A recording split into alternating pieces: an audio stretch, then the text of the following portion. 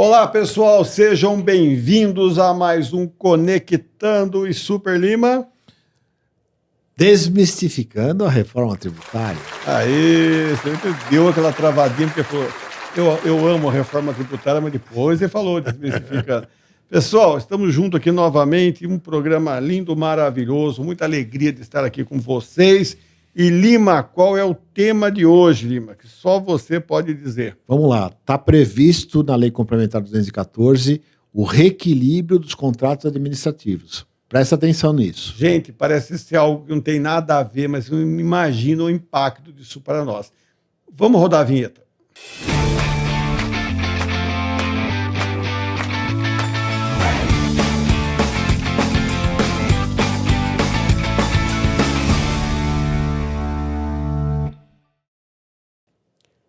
Olá, pessoal, estamos de volta com mais um Conectando e Desmistificando a reforma tributária para o Lima ficar feliz. E hoje, né, nós trouxemos aqui, Lima, que você aí pesquisou muito, nós vimos aí alguns comentários nas redes sociais, então a gente vai pesquisar e acaba vendo, né, que existem alguns temas que até a gente não leva tão a sério, né? Não leva a sério, mas não chama tanto a atenção. Não, e não é do nosso mundo, né? A verdade é, mas a gente não vê. Não, né? mas vamos trazer para o nosso mundo. E vai dar um angu de caroço no final. Para não falar outra coisa. Nós somos polidos. Né? Então, nós temos o que aqui? Quando nós falamos de reequilíbrio de contratos administrativos, nós partimos do pressuposto que toda relação econômica, financeira que existe, ou qualquer relação que possa existir, ela, legal, né? Ela está vinculada ou ancorada ou amparada por um contrato. Então, Lima, fala um pouco para nós, antes da gente entrar nesse aspecto da reforma tributária, como que nós vivemos nesse mundo hoje? Vamos lembrar, quando foram construídos os contratos, vou dizer os grandes contratos, por exemplo, concessões, né, todo tipo de contrato amplo, né, parceria público-privadas, até que não são poucas, hein? Não, são vários. A Lei Complementar 214 trouxe, porque nesses contratos não havia previsão da reforma tributária, né? E para que haja um reequilíbrio, para que haja uma análise mais profunda, a lei determinou que esses contratos podem ser renegociados. Não tem como, né? Se não Até for, porque mudou o conceito de tributação. Mas se não for renegociado... Exatamente. Mas se não estivesse previsto em lei... Eu quebro. Se não tivesse previsto em lei, ficaria a critério e bom senso das empresas. Da boa vontade. Então, por exemplo, o governo A não quer renegociar o contrato com aquela determinada parceria, enfim, com aquela determinada empresa, e o governo B pode renegociar. Então, assim, para que não houvesse esse descontrole ou autonomia, uma autonomia muito ampla, a Lei Complementar 214 trouxe no seu bojo, num artigo específico, a questão da renegociação e tratamento dos contratos, dos grandes contratos. Quando nós falamos de grandes contratos, você entrou na área pública, você entrou na área onde é a relação, né, pública. Mas isso nas grandes empresas, não vamos para as pequenas ainda, para o nosso dia a dia aqui. Mas vamos falar das grandes empresas, elas também vivem essa realidade. Quantos acordos, quantas relações comerciais não estão também nesse com certeza. E vamos lembrar que a alteração foi muito brusca, né? Ela é muito profunda. Então, por exemplo, citar um exemplo dos prestadores de serviço. Então, eu tenho um contrato com uma grande empresa que eu presto serviço, né? Então, assim, não é uma parceria pública, não é uma parceria, não é uma concessão, mas é um grande contrato, né? Mas ele vai ser totalmente...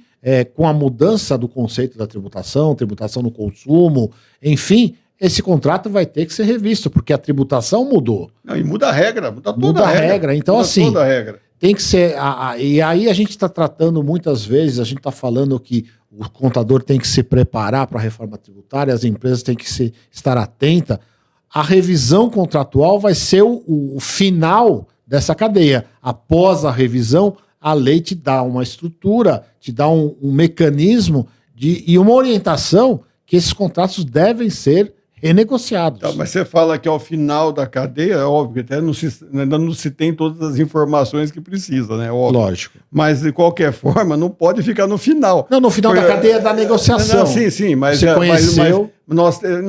eu estou só fazendo provocação. Uma provocação, bem colocado. Uma provocação em cima da tua fala, né? Que quando a gente fala que está no final da cadeia, porque está no final da cadeia. Só que para nós, hoje, devia ser o primeiro item que nós temos que começar a colocar em pauta. A gente está provocando isso bastante, porque você tem que revisar os seus custos, né? Baseado na nova tributação. Baseado nesses custos, ver o seu ganho. Né? Direitos e obrigações, direitos e obrigações. Nem tudo é só custo, né? Exatamente. E renegociar a partir disso, revisar os seus contratos, isso tudo é muito importante. E lembrando, trazendo para o nosso mundo, nós temos muitos... O dia a dia do profissional da contabilidade que não tem contrato de prestação de serviço, né? Então, é uma norma contábil importante que tem que ser cumprida, né? Hoje, para proteção assim, da sociedade, né? Hoje não tem mais assim a obrigação do contrato, mas o que existe é que se não tem o contrato, você não tem base material e legal para comprovar nada na relação. Na verdade, você tem que fazer tudo, né? Fazer tudo. Exatamente. Você vai ter... Do momento que você não diz estão te pagando para quê, então tudo que é genérico naquilo que está no seu serviço deveria ser entregue dentro do pacote. Então, trazendo para a lei atual, então você mensurou o problema, o custo, a mudança, você traz o impacto real, isso a lei te trazendo para o mundo geral, né? Você tem condições legais de reconfigurar esse contrato e renegociar esse contrato. É uma proteção legal, né? E eu acho que também, né? O que é que, na verdade, não é uma proteção legal. Eu acho que não tem como, né, uma relação econômica prosperar se não há regras definidas de ambas as partes, direitos, obrigações, que envolve custos. E quando muda a regra, a gente não muda o contrato. E veja, isso, eventualmente, se você não tratasse na lei, né, e ela trata pontualmente, especificamente para contratos públicos, mas nos demais também, o que você alerta? E que hoje é um grande problema é o custo Brasil, a questão jurídica. Se você tem um contrato que ele está totalmente incompatível, né, por conta de mudanças, você vai para o judiciário. Então, isso previu o quê? Que não houvesse um direcionamento, precaveu, na verdade, um direcionamento para litígios judiciais por conta de reenquadramento de contratos. Isso é muito positivo. Mas se não fizer isso, vai entupir lá o meio judiciário com o sistema por outras questões, né? Não, mas não, com contratos mesmo, se não for visto. Porque você imagina quando o primeiro for lá discutir quando ele falou, olha, você teve uma mudança de regime, mudou obrigação, mudou A, B, B, C, só que isso daqui impacta em tantas horas a mais de serviço, ou na minha relação, nem sou contador, vamos supor que eu tenho aqui uma empresa média de grande porte, tem uma quantidade absurda de prestadores de serviço, de fornecedores, e tem os contratos. Aí, de repente, mudou a regra, o cara falou, não, mas eu tenho que te repassar o IVA, mas, ao mesmo tempo, mexer no meu custo, não sei lá quais são todos os detalhes que nós vamos discutir, o que vai ocorrer, mas ele vai precisar de readequar. E eu falo, não, nós já tínhamos esse contrato, fique ele, né? E aí bagunça tudo, bagunça a vida de quem está lá, bagunça a vida de quem está aqui, e aí nós vamos começar a ter um caos. Então, acho que realmente é o bom senso. Né? É o bom senso, o alerta, a importância dessas renegociações, dessa análise, para que as empresas tenham passado a transição ou durante a transição, revisem, analisem e ajustem ao novo modelo. O período de transição, naturalmente, é para a questão tributária, de alíquotas, etc., e de mudança do sistema, mas também cabe esse alerta da análise dos contratos, de todos os seus contratos, seja de fornecedor, seja dos seus clientes, porque você, tendo seu cliente, você fornece para alguém, né? Então, veja, você em toda a cadeia a revisão vai ser importante, vai ser sadia e não pode deixar para de manhã. Tem que fazer e analisar isso agora. Uma pergunta agora, já que... Uma pergunta para ninguém ouvir. Mas não é difícil, né? Não, mas é só para nós dois aqui, mas não quero que ninguém ouça. Diz uma coisa, você acredita que não vai... Que na hora que rodar mesmo, estiver na metade para o final, já estiver implementando a reforma tributária, muita gente vai deixar esse assunto para o final, porque nós temos aí uma quantidade de pessoas aí que realmente vão startar isso. Mas no mundo real. Mas no mundo real isso acaba ficando para a última coisa. Vamos separar em dois mundos, né? As grandes empresas, as empresas que são citadas aqui, as parcerias público-privadas, as concessões, são grandes empresas. Essas, as multinacionais, as empresas que têm uma estrutura jurídica, que têm uma estrutura contábil, que têm uma estrutura de custo importante, essas não vão deixar para a última hora. Que é uma minoria. Que são 1 milhão que você citou aí, 1 milhão, 2 milhões aí de empresas. 25 milhões de empresas no Simples, 2 milhões no lucro presumido. 20%, vai. No real. Não 20%, 15% das empresas vão tratar isso. Porém, a grande maioria, que são as micro e pequenas empresas, e é característica do brasileiro, primeiro, não gastar, segundo, não investir, não gastar, né? Primeiro ele acha que é gasto, depois investimento, porque isso é um investimento que você tem para rever custo, você vai ter que investir, você vai ter que investir numa consultoria com o seu contador, com o seu advogado, enfim. E mais que isso, é o perfil do brasileiro e das micro e pequenas empresas que estão nesse contexto, deixar para a última hora. Então, todo esse problema vai se deixar para a última hora, estão sujeitas a quebrar as empresas. Por quê? Toda essa transição vai impactar no custo de venda, no custo de comercialização, no custo de produção, tudo isso. E se deixar para a última hora, se não fosse fazendo a transição gradativa como ela é prevista, por isso que muitos criticaram que são 10 anos, na verdade são 6 de fato, né?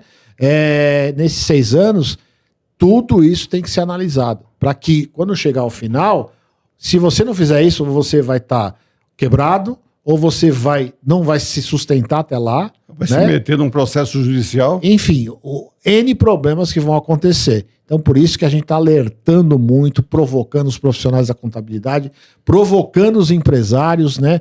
E os empresários falam, não, isso não é problema meu, é problema sim. Tem de um grupo, de uma equipe, de um apoio, que você vai ter que investir de fato para fazer essa transição de forma tranquila. Porque no final você vai estar preparado, organizado e pronto para o novo modelo, né? Que é um modelo mais simples, melhor, que a gente entende, né? Melhor do que está hoje, né? Pode não ser o ideal, mas é o melhor do que está hoje.